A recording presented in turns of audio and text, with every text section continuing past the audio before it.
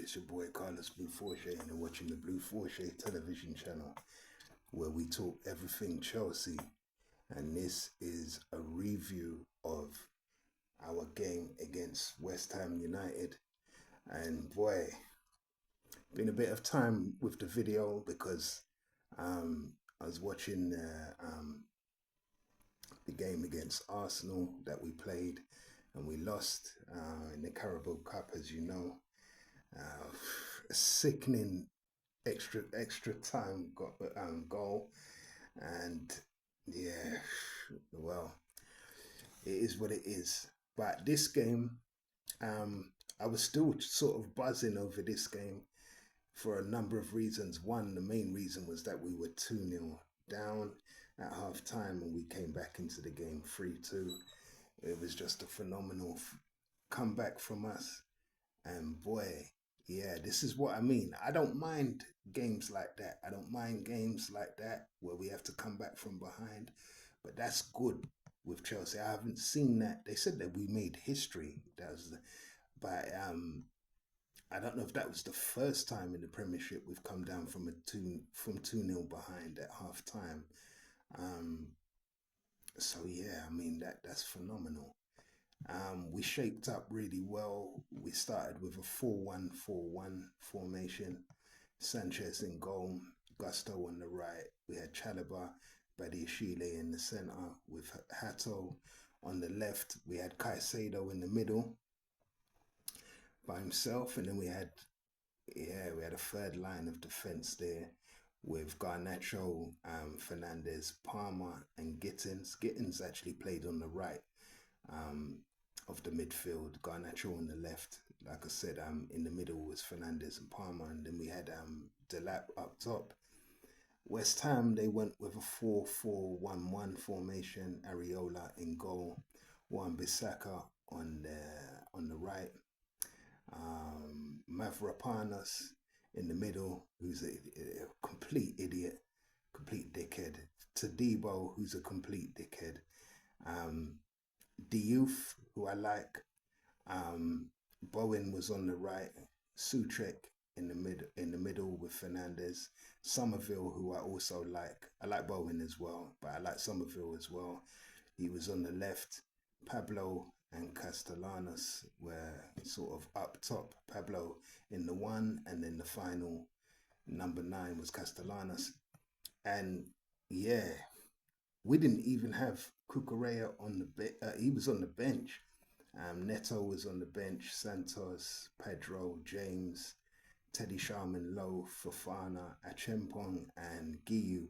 They were all on the bench, and so I was thinking maybe, I don't know if he was resting them for Arsenal or what the case was. But West Ham, they had Manson in goal on the bench. They had Kyle Walker-Peters. They had Kilman, Wilson, Traore, who's a complete idiot as well. Magassa, Scars, Potts, and Kante, Mamadou Kante on the bench. And boy, they couldn't do enough. They really couldn't do enough in that first half. Yeah, they took it to us. I wouldn't have said they outplayed us. They took their chances, and we went to sleep. I don't think we went to sleep at the back. I just think we just went to sleep as a team. And yeah, what can I say, man? Yeah, I had to cough there for a second. Yeah, we had 70% possession compared to their 30% possession. So we certainly dominated the game in terms of possession, having the ball. 14 shots on goal, 6 on target. They had 11 on goal, 6 on target. 2 big chances from us. They had no big chances. 9 corners they had 3, and I think either side was about 3 or 4 saves from both goalkeepers, big saves that was. But yeah, man, in terms of possession, like the passes, we had double the amount they had. We had 721 to their 300. and they weren't even that accurate with their passing. I think it was about 65%. Ours was about 90%. Um, in terms of long passes, they had more though. They were playing the long ball a lot more. 61 of them, only a 39% completion rate to us having 45 but having 67%. So definitely, not just statistically, if you was watching the game, you'd have seen that at no point did I, even when we went 2-0 down, at no point was I worried about in that game. Not at all. We didn't have any through balls though. I don't know what it was with us. No through balls. They had three, but we had 943 touches of the ball to their 500. I mean, we had double the amount of touches as well. And in the box, we had 35 paws and they had 24. Yeah, we just outdone them. In terms of dribbles at goal, we had 14, they had 17. Three of ours were successful, but 11 of theirs were successful. So they did take their chances. But where they killed it was surprisingly, I mean, we got 3 yellow cards, right? They got 2 yellow cards and a red. They just lost it at the end. West Ham completely lost their heads. When we came back into the game, they were just all over the place. They started off well in the 7th minute. Yarad Bowen scoring, and then Somerville scoring quite a good goal in the 36th minute. But when it came to us, we came back in the second half. Yao Pedro, that is, scoring in the 57th minute, a header across from Santos, I think it was, and then Cucurella with a diving header, you might as well say, to make it 2-2 in the 70th minute.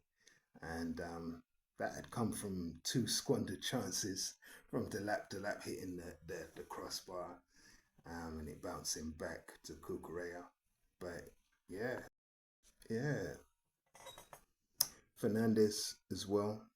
He scored in the 2nd minute of extra time to put us up 3-2.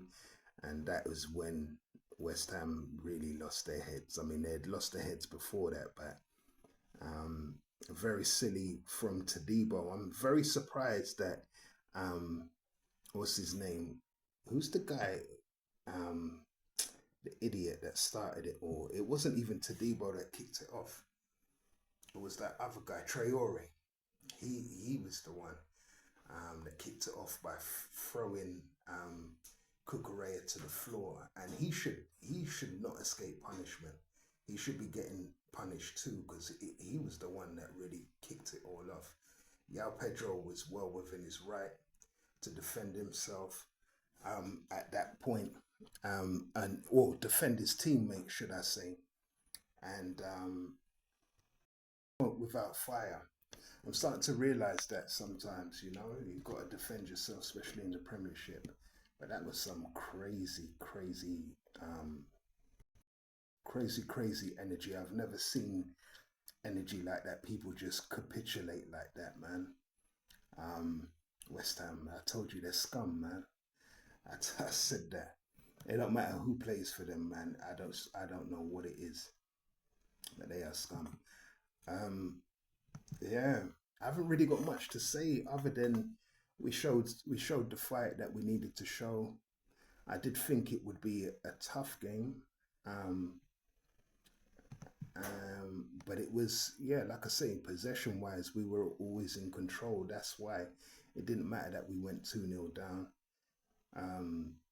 We just showed them what we can do, and yeah, man, I can't wait for the next game. We got Wolves after that. What else happened that weekend? So there was that, and that was, again, that was a really good win. I think that takes it to 6 out of 7 for Rosinia.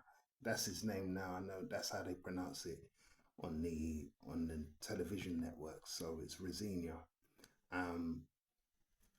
That's not usually how you pronounce that surname, but I'm not going to get into that right now. But yeah, Brighton and Hove Albion, they drew with Everton 1-1. Arsenal beat Leeds United 4-0. Bournemouth beat Wolves 2-0.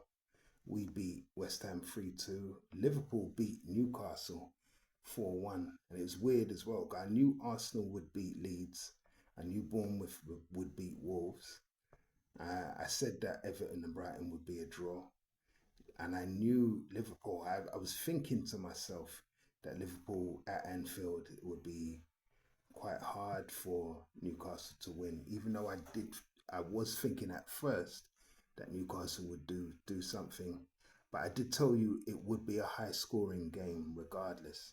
It always is with those two teams. So yeah, and then on Sunday, Brentford beat Villa away from home.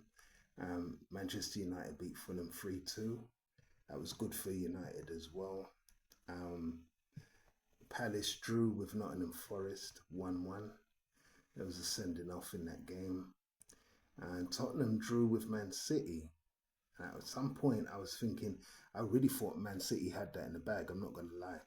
Um, a little bit of an injury to Cherky, but he should be all right from what I know. It wasn't career ending. And Sunderland on Monday, they beat Burnley 3-0. And that's it. That wraps up match week 24 of the Premiership. Um, yeah, boy, uh, really, really good big win for us. And yeah, man, roll on match week 25 when we play Wolverhampton Wanderers. Please like, comment, share, and subscribe the video. I'll get back to you um, as soon as you comment. I'll be on it, and I'm there to engage with other fans as well, rival fans. But let me know what you think um, about Chelsea. Do you feel like we can qualify for the Champions League, or do you think that we should concentrate on the Champions League itself and see if we can go out and win that? Because I did say at the beginning of the season, I didn't think we'd win the Premiership, but I did feel like we could win the Champions League. Arsenal, I did say, would most probably win the Premiership, and it's pretty much looking that way. Anyway, I'm out. Bless.